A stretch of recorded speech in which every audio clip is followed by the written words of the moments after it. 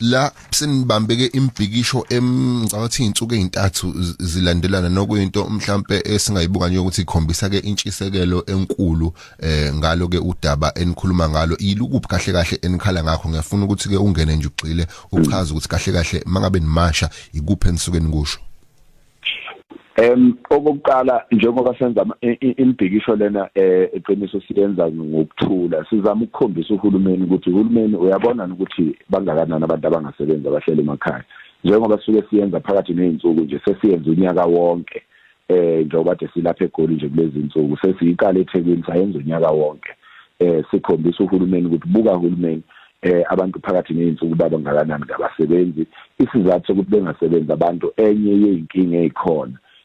ileyo ukuthi abantu bokufika la ezweni bagcina bona besetshenziswa ngoba nakhona hayi ukuthi besetshenziswa ngenhlonipho besetshenziswa ngokushukunyezwa ngoba umqashi ufike ayeke uqasha umuntu wase South Africa aqasha umuntu okufika umuntu okufika mayesephatheke kabe emsebenzini ethu yakhalaza athi umqashi okokuqala ulapha ngokungekho emthethweni manje ke nabo sizama ukubavikela ngandlela athile ukuthi cha kulungile ke mhlawumbe imisebenzi leyo singahlephulelana kodwa akasihlephulelane nabantu abafike ngendlela esemthethweni la asihlephulelane nabantu azothi umqashi mayemqasha alandele imithetho yase South Africa yokuphatha umuntu emsebenzini kungabe ngazuthi nje laba abantu zilwane ngoba kubhlungu nakithi ukubona yebo ufike ngokungekho emthethweni la eSouth Africa kodwa kubhlungu ukubona olunye ohlanga olungemnyama luhlukumeza umuntu wakithi wase-Africa ngoba nakho ukuthi akana maphepha siyezwa abanye bajabulela nabanye abaholi bajabulela nje bekhulume lokho abakhulumayo kodwa iqiniso lithi indlela laba abantu abaphatheka ngayo emsebenzini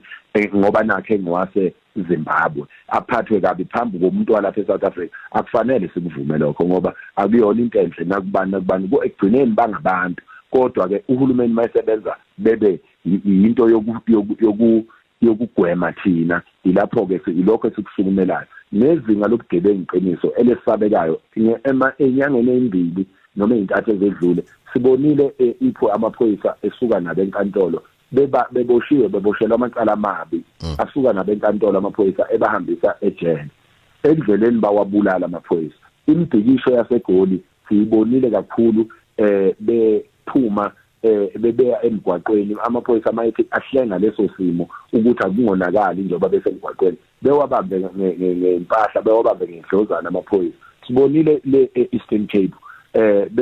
bethatha isinqumo sokubeka inkosi yabo endaweni yenkosi abafika kuyo bangasho ukuthi wenkosi yesizwe njengoba sisuke eNigeria sesilapha nje sisuka endaweni ethile singobani sihlala kuphi kodwa wavele kwavumbuka nje sekuthiwa sekubeka inkosi kuleyo ndawo yizo zonke izinto lezo ke ezisona thina umoya njengamadoda aseSouth Africa nokuthi kusenza sesabe ukuthi laba bantu mabeba nesibindi esingaka sokwenza izinto ezinjena ikusasa lezingane zethu lithini lapha limekuphi. Yeah, abanye bababhekishi la phakela umthakathi siyazi ukuthi bafike babhekishe baqede bese babuyele emalokishini nasemakhaya baphinde futhi bayothenga ukudla kubo kanye bona labantu bokufika aninakho yena ukusabela ukuthi mhlambe lembhikishi ngaholela ekutheni kugcine abangaphandle nawo bagcina sebefuna ukuyiphiniselela ngendlela ezahlukahlukene. Singabe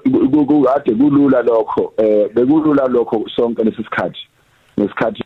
ipolitiki isenamandla kakhulu njengamanje akulula futhi singedlulisa nje isikhulu isexwayiso kubantu bakithi bokufika ngiyazi ukuthi abanye bayasazi isizwe futhi bayawulalela kakhulu umsakazo ukhozi singadlulisa nje isikhulu isexwayiso ukuthi lokho esikwenzayo akufani nezinto ezake zenzeka lokho esikwenzayo njengamanje akusiyo nje into umdlalo noma into yokubukwa noma into yokufuna amavote epolitiki into yabantu base South Africa le izohlala ikhona izohlala ingeyabantu base South Africa behlukene ngokwamaqembu benjalo kodwa bazohlangana abantu belwele lokho so ke singadlulisa nje isexwayiso semqoka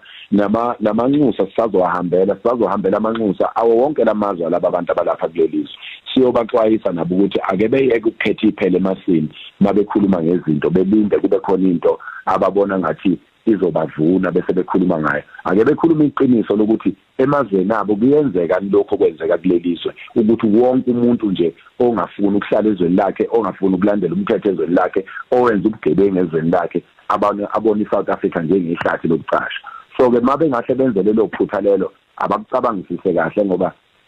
mina nje ngedwa njengoba ngihola izinsizwa ngumuntu owaqeqeshwa kakhulu mina ngendaba yokubheka abantu besilisa ngumuntu owaqeqeshwa kakhulu ngemiqondo umuntu wesilisa ophatha induku umuntu ophatha induku umuntu wesilisa umuntu olandela amakhosi umuntu okwaziyo ukulwa manje make ngasebenzela lo phutha lelo ke bobe sebesonela lento esiyenzayo thina esigqugquzela zonke izinsuku yokuthi akube nokuthula kulento esiyenzayo singacela nje sinxusa ukuthi cha abasihloniphe besidedele silungise kahle izwe lethu sibiye kahle izwe lethu silungise imingcele yethu silungise amaphoyisa no Home Affairs no Border Patrol besinike ithuba bese bebuya ke inhlelo zethu sezimi kahle zokwazi ukuhlolisisa umuntu osuke eqhamuka kwelinye izwe ukuthi lo muntu kufanele nokungena kulelo ngeke lokho bekwenze ngenkani ngoba yizwe phela lilinakwawa abamaze akubenza okungafanele singanxusa nje ukuthi bengaqali lokho ngoba izinsizwa zinawo amandla okushintsha isimo njengamanje njengoba zihamba ngokuthula zibekezele ingoba thina abaholi bazo sibambe ngimchiza yeah sibonile kuzinkumbi zabantu bezikade zijoyinele embhikisho kuba nzima kangakanani ukubalawula abantu abasuke bebaningi kanje futhi nangaphezulu kwalokho benentshisekelo ngalendlela abasuke benentshisekelo ngayo kuwumsebenzi ngisho izinsizwa ziyishumi nje kuwumsebenzi omkhulu kabi ukuyibheka kufanele kube umuntu onamehlo okhozi kufanele kube umuntu onomfutho wenele ukuthi ungakwazi ukubazungeza labo bantu ukuze behlale behamba endleleni kodwa ngoba izinsizwa zakwaZulu namadoda nje onke noma ngabe umuntu umvenda umXhosa umSuthu umNdebele uma ngabe esehlabelela ingoma zakube ezikhulumayo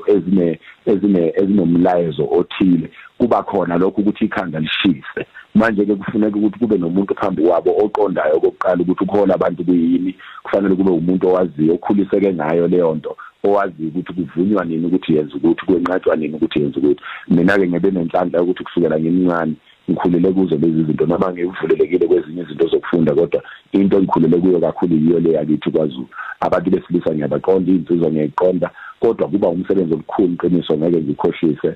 umsebenzi okusuke kufanele ubekezele ngishuza ukuthi sekungene iva esicathulweni ulizibe ngoba uma ungahle ubuke phansi ungaphaphama sekukhona osekonakele